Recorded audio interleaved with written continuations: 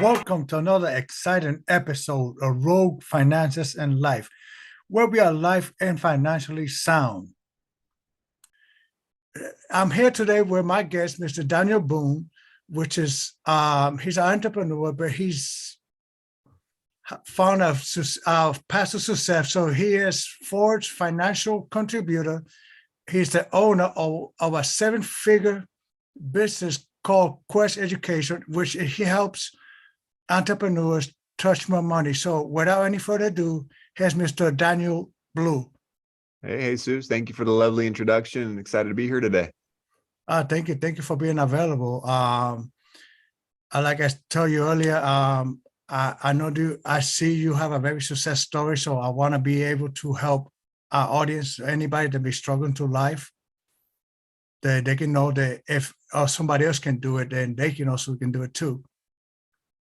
Amen. So this is one of my own questions. So reading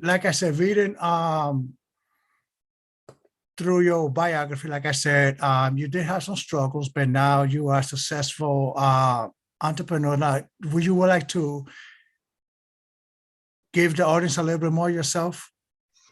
Yeah. So basically, Jesus, what happened is I was 12 years old. And up until that point, I had a normal childhood. We weren't rich. We weren't poor. Had a mom and a dad, just a great situation. I played sports. And then my parents got divorced when I was 12 years old. My dad ended up moving to Mexico. And all of a sudden now it's just my mom and I. And my dad wasn't there to provide any kind of support financially, physically. He was completely out of the picture. So my mom raising me on her own in California was pretty expensive. So we went through a lot of financial struggles during that time. And I held on to a lot of resentment for my dad leaving. So I made a lot of bad choices in my early years as a teenager. Ended up getting really close to just dropping out of school. I was failing, was drinking, smoking weed in high school, just making a lot of dumb choices. And then ended up actually having a kid, having a daughter when I was 18 years old. And around this same time, I got addicted to Oxycontin. And again, a lot of these choices that I was making, Jesus, was because of me feeling like a victim. And I think if you're going through some kind of struggle or you've had trauma growing up as a kid, it's really easy to be the victim, right? Your parents were fighting, you grew up homeless, your parents were on drugs, like whatever the situation was, like you got the short end of the stick, right? It's easy to point the finger at someone else and blame what happened where you are now on those things that happened. And that was me. And until I finally looked in the mirror and I thought, instead of being a victim and just crying about my circumstances and just whining, let me find some gratitude in all of this. And that's one thing that really helped me out, Jesus, is just being grateful that, instead of thinking of it as, man, poor me, I grew up without a dad. It was, I'm grateful my dad left when I was 12 because it allowed me to get closer to my mom. And I'm grateful that I was able to actually grow up quicker without a father figure in my life. And once I started finding that gratitude, it allowed me to forgive my dad and not have that resentment. And that was really, really important, Jesus, for me to get clean.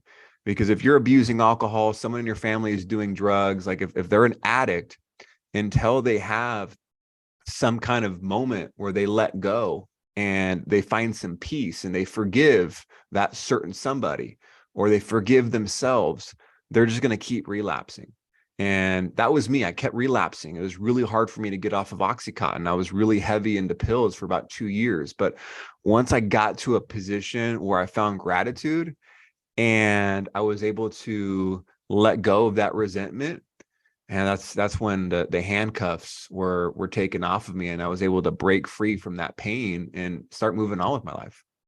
Oh, well, amen to that. Now, I don't know, have you noticed, but I have noticed lately, within the last 4 or 5 years, our society they seem to celebrate victimhood, and for some odd reason they want to make people believe that they are victims of circumstances that happened so many years ago. To me, it has no longer has anything to do with what's going on now. But for some reason now it seems like victimhood is something that's celebrated instead of people changing their mindset and try to become victors instead of victims. Yeah, I think it's just always easy to just deflect, right? Our natural instinct is to be defensive, right? It's survival mode.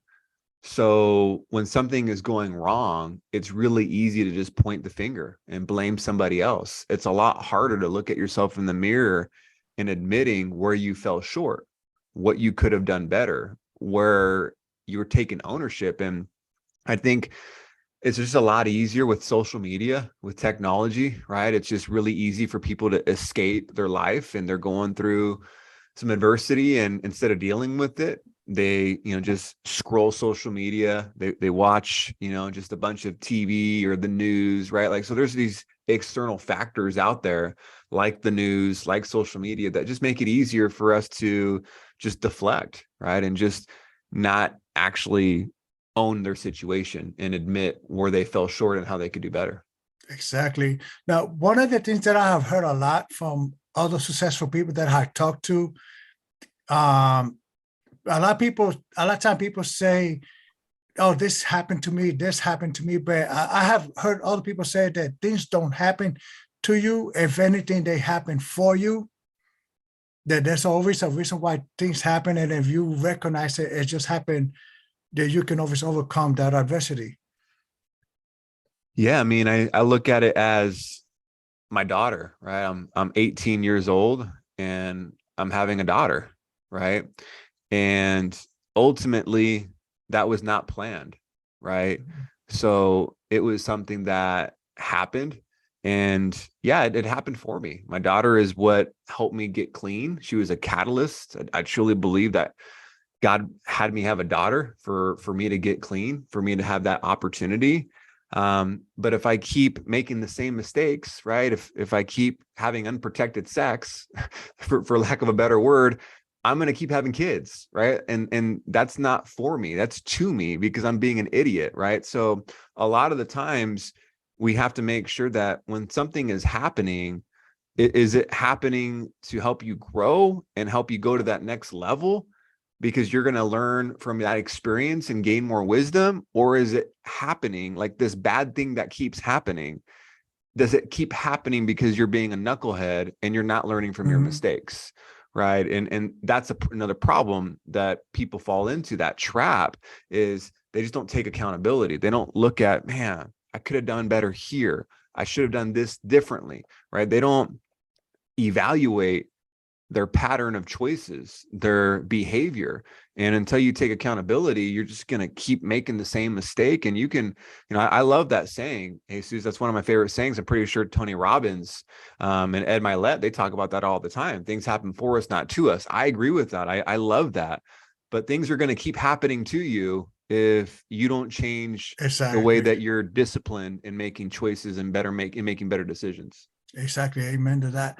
Now, since we pretty much kind of like talking about mindset, so how do you develop a strong mindset? I want to embrace the hard times, right? If you look at most successful people, maybe it's in sports, right? You've all heard of Michael Jordan being cut from his high school team, right? Michael Jordan, the greatest basketball player out there, got cut from his high school team, right? He did not even make his high school team, right? So most successful people, they have a path that's not easy.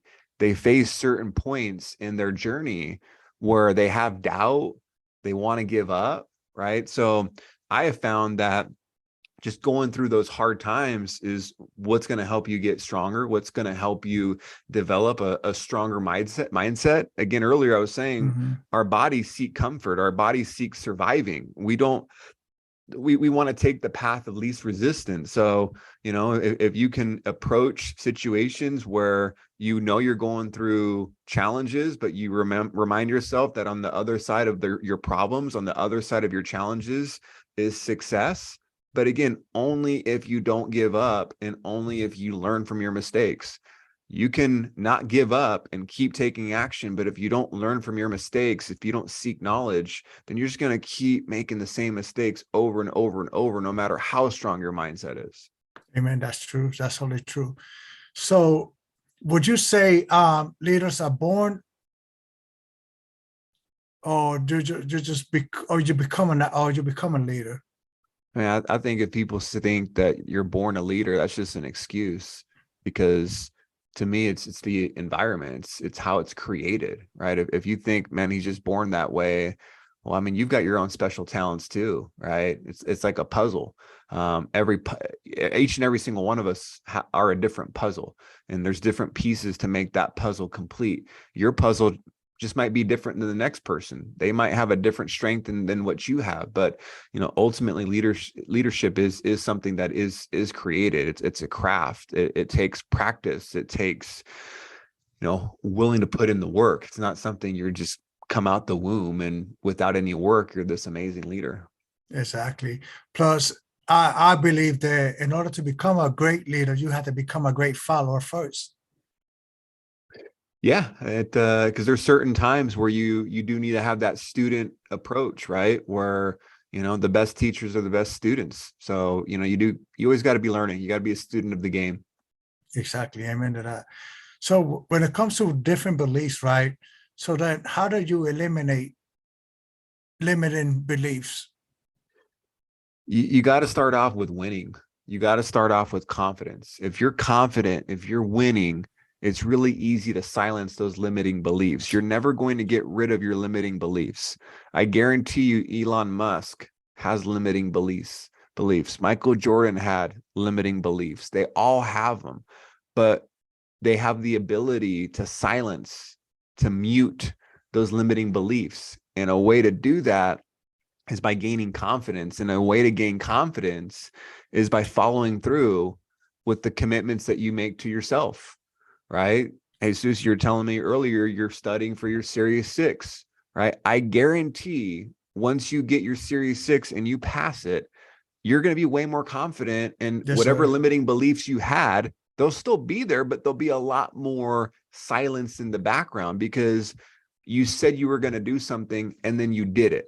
And when that happens, your brain sees that and then thinks, oh, shoot, this guy Jesus, he's the real deal. He's actually following through with what he's saying he's going to do. I believe him. So now your subconscious and your brain is just all wired in, and it's in flow with your soul, your body, your heart, what you believe in, right? If you say you're going to go to the gym tomorrow and you sleep in and you don't go, you're just going to have more limiting beliefs, right? If you say Exactly. you're going to do something and then you don't do it, your mind is calling you a liar. Then the next time you say you're going to do something, it's just harder to do it. So I always like to just have different small wins in my life, right? Whether it's I say I'm going to read a book 10 pages a day. I say I'm going to go to the gym. I go to the gym. I say I'm going to, hang out with my daughter on a Saturday. I do it. The more I say I'm going to do something to myself and I do it, that's how I can gain some more confidence. And if I have good confidence, if I got that swagger, then my limiting beliefs are just going to be that much more in the background. Exactly. Amen to that. Now, what would you tell somebody that is scared to fail? That is scared of failure. What would you tell them? What's the worst case scenario? Like what's going to happen if you don't take action? If you don't do what you're scared of doing, right? You're afraid of starting a business. You're afraid of posting more on social media. You're afraid of writing your own book, right? If you don't do those things, what's going to happen? If you do them, what's the worst case scenario, right? And why are you afraid of failing? Are you afraid of failing because you're afraid of what people are going to think about you? Are you afraid because you don't want to fail? And just remember that failing is how you learn, right? Because it's Exactly. just a lot easier to take more action when you have experience, when you have real life experience. And if you never take action, you're never going to have real life experience. You can read a book all day long. You can watch a YouTube video all day long. You can call somebody and ask them advice all day long. But until you actually do it, you're not going to have that real life experience. And once you have that real life experience, you can't replace that. You can't buy real life experience. You can buy mentorship and you can buy advice, and that's great. But until you actually get in the car and you drive it yourself, you're never going to know what it feels like to drive that car. And it's okay if you fail, because as long as you don't quit, then you're just going to look back at those failures as just opportunities that helped you grow. Exactly. And with that in mind, when I passed my the exam before the Series 6, which is the SIE, I took it 3 times and did not pass. But instead of looking at it as me failing it, I looked at it as I had a chance to look at it 3 times before I passed it on the 4th time. Right. And again, until you have those real life experiences, it's just you're not going to have that type of perspective. And one of my favorite quotes is Henry Ford, right? Whether you think you can or you think you can't, you're right. Right. So it's really important that you have that belief.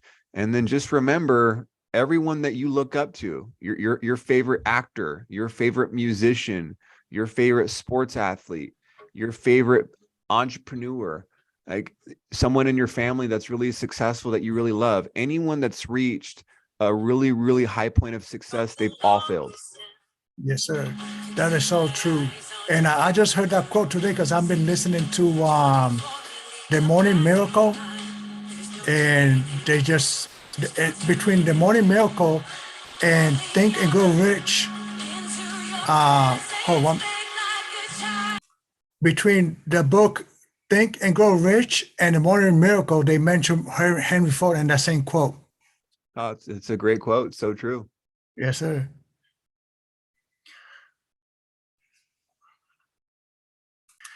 Well, this right here has been very informative, and I know for sure that some members of my audience would get something out of this. I really appreciate your time, Mr. Daniel.